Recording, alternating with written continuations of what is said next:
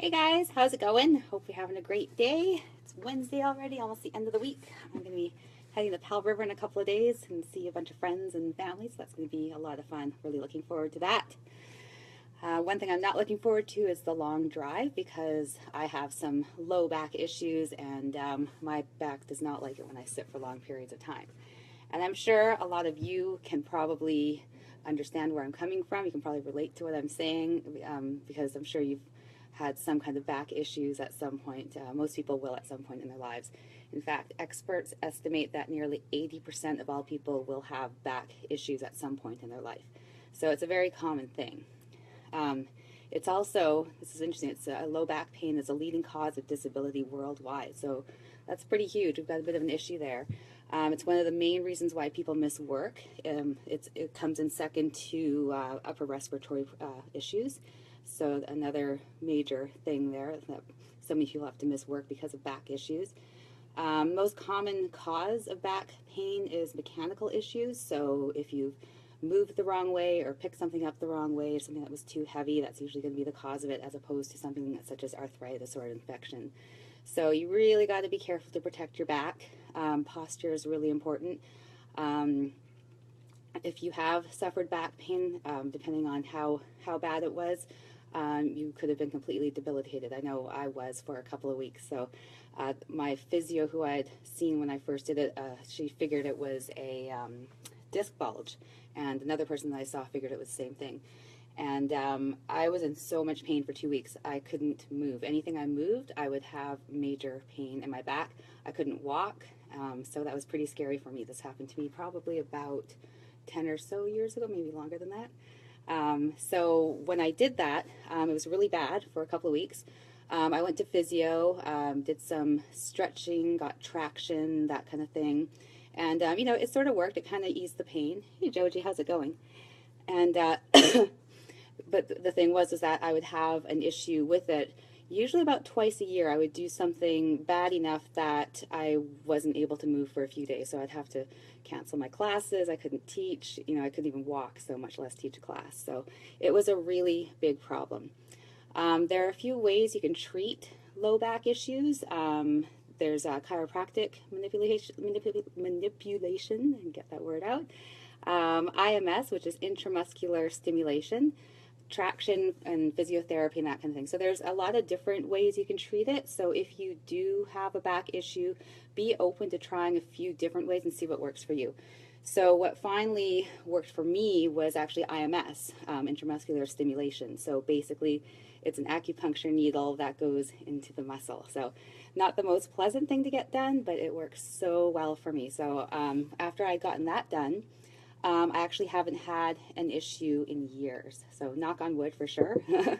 I went to see Steve Wong at Traylor Physio, and I couldn't believe how much it helped me. So I'm going to be posting this in my blog on my website. So if you go to my website, holyfit.ca, I'll leave a link in there if you want to check into IMS with Steve at Traylor. Just incredible what it did for me. Like I said, it's been years since I had an issue. I used to have a problem at least twice a year where I wasn't able to walk.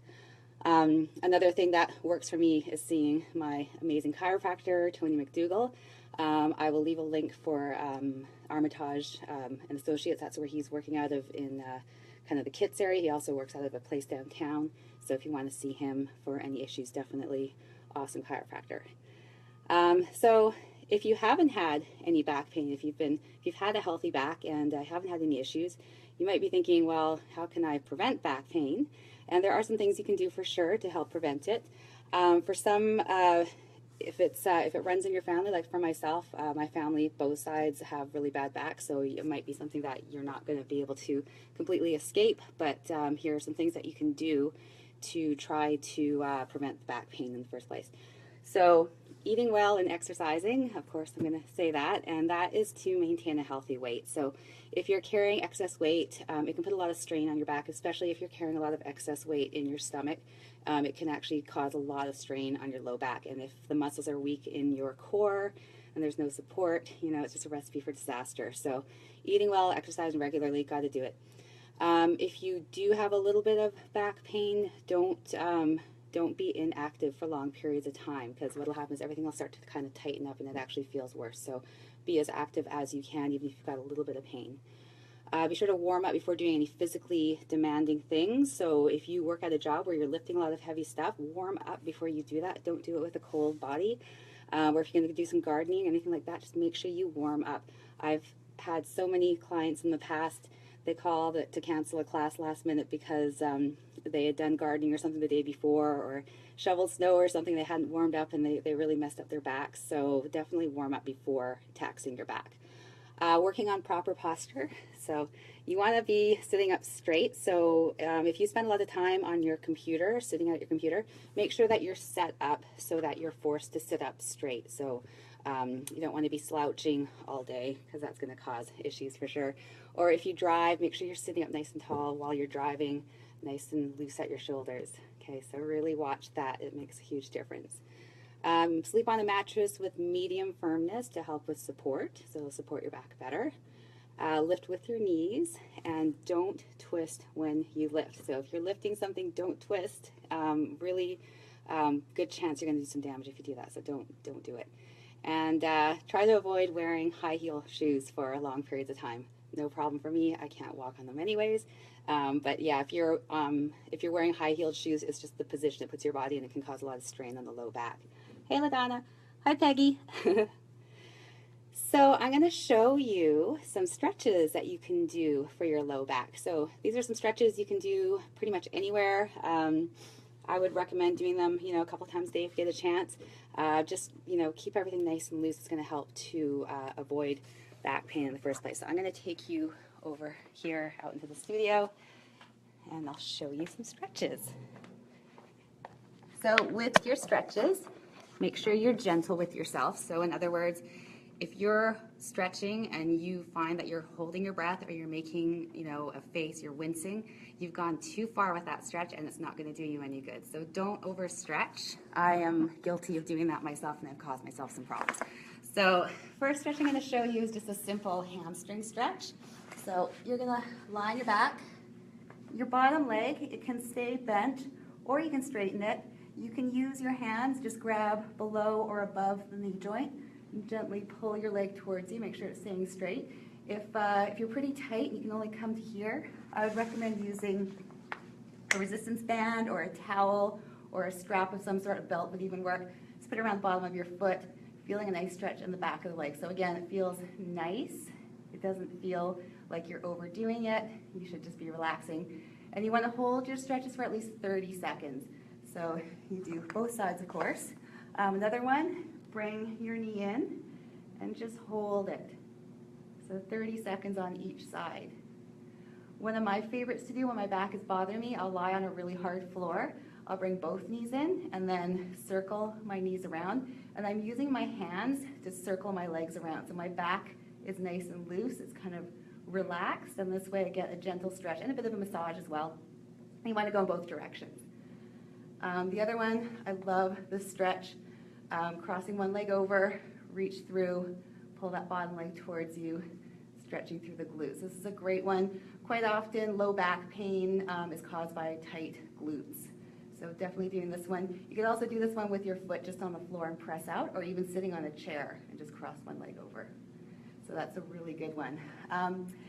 If it feels okay for you, you could do a spinal twist. So leg is straight, the bent leg twists over.